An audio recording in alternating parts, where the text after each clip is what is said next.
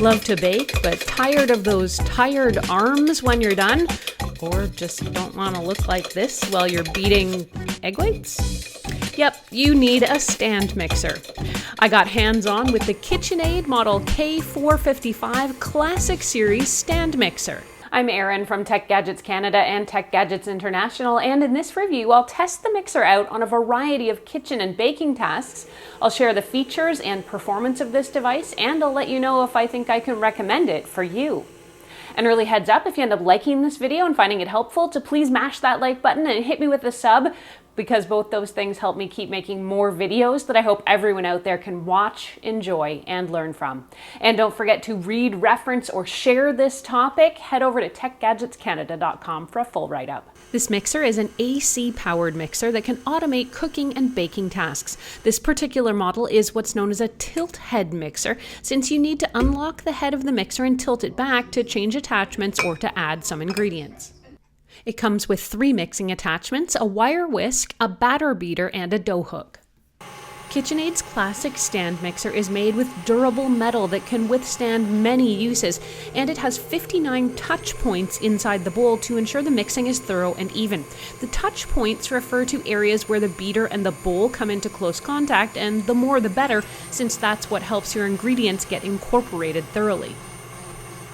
Regardless if you're using the included wire whip, the dough hook, or the beater attachment, the KitchenAid Classic Stand Mixer uses 9-point planetary mixing action to combine the ingredients all the way through.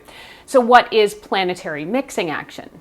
With a planetary mixer, it keeps the bowl held steady and then has the mixing arm move around the bowl like a planet orbiting the sun.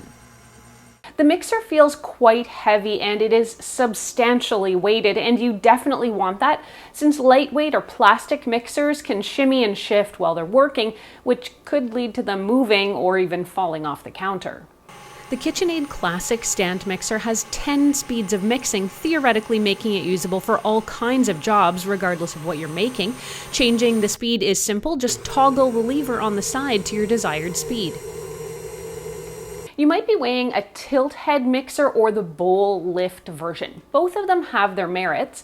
The tilt head design is a nice touch since it makes it easy for users to add ingredients in between mixes. You just unlock the safety switch and then lift the head up. The technology is in contrast to other mixers that utilize what's called the bowl lift mechanism, which instead holds the top of the mixer in place and it raises or lowers the bowl beneath it.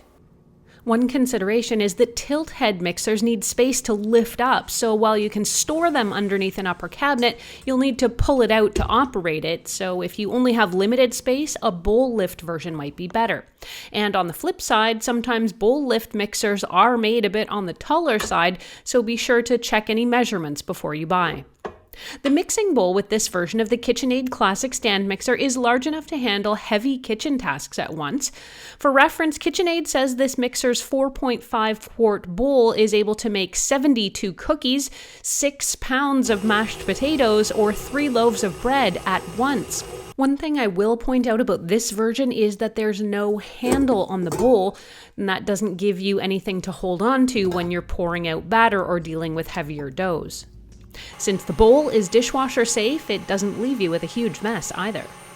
The beater, the dough hook, and the 6-wire whip are all dishwasher safe, but KitchenAid does warn you that if you put the whisk here in the dishwasher, it will dull and turn kind of gray. This happened on one of my older machines, and it doesn't change how well it works in any way. Using this mixer is simple and intuitive. The bowl sits in a divot in the base and locks into place with a gentle twist. The beater attachments fit onto the end and also twist and lock on. When you're ready to mix, lower the head and lock it into place. A word of warning that there's nothing to catch the head or ease it down, so you actually need to lower it carefully or it might slam into place. From there, start mixing. I used the KitchenAid Classic Stand Mixer to make a variety of foods. The first thing I used it on was to whip cream, and I was easily able to whip the cream using the wire whisk attachment in probably less than a minute. I made almond flour pumpkin muffins that came together in a jiffy thanks to the KitchenAid Classic Mixer. I also tried making apple cider donut cake. This mixer makes doing things like whipping eggs or creaming butter and sugar a breeze, no more tired arms. I also made a panettone for the holidays, and I used the dough hook, which is perfectly made to knead breads. I found it did a great job at mixing up my panettone dough just right. I also used it on a rather stiff chocolate chip cookie dough and had no trouble getting about 48 cookies easily mixed in one batch.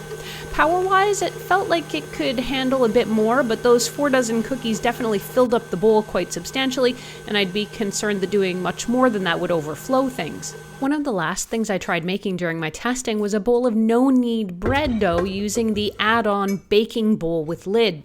This unique replacement bowl is made of ceramic and locks into place same as the metal bowl. You can mix your dough and let it rise in the bowl, then tip it out onto the baking plate, clean the bowl, and then use that bowl as a lid to create a hot oven within an oven effect that actually delivers a really nice crispy crust.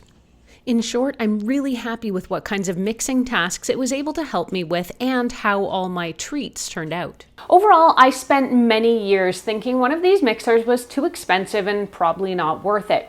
I wish now I had gotten one when I first moved out on my own. Having one of these mixers not only saves time, but it saves a lot of effort, particularly if you're making stiffer doughs. This particular model is a reasonable size to fit into even smaller kitchens, yet it does handle substantial amounts of food. The tilt head design works smoothly, and the overall weight and heft of the mixer feels like it's something I'll have for a lifetime. The 3 attachments that it comes with are more than enough for all of my kitchen cooking tasks, and additional attachments and options are of course also available. Everything is dishwasher safe too, which makes cleanup easy. So what are the downsides? Choosing a tilt head mixer may prove problematic in small kitchens, particularly where overhead cabinets might come into play. The 4.5 quart capacity of this one might not be ideal for bigger families. I'd also like to see a touch more power on the high end of this mixer, but even so, it did handle all of my kitchen tests really well. Those caveats aside, I think this is a great mixer. I loved it, and I can definitely recommend it for you. The KitchenAid Classic Stand Mixer sells for about $330 US or $320 or $30 Canadian, and you can get it from plenty of places that sell kitchen appliances, including from Amazon. But don't take my word for it. Let's see if it passes the puppy test. Will Rainey choose the KitchenAid Classic Mixer or these doggy canes I made for Christmas?